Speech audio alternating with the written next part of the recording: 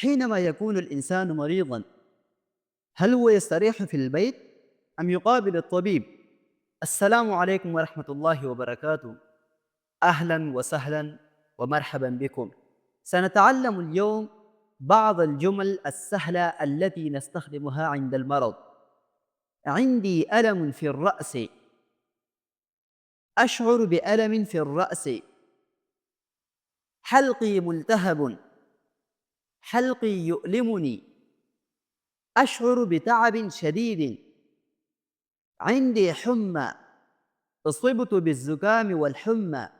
عندي ضغط الدم. أريد أن أقابل الطبيب. أحتاج إلى بعض التحليلات.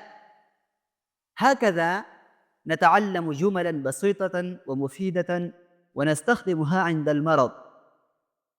تابعونا لمزيد من الفيديوهات التعليمية وشاركوا هذه الفيديو مع أصدقائكم. والسلام عليكم ورحمة الله وبركاته.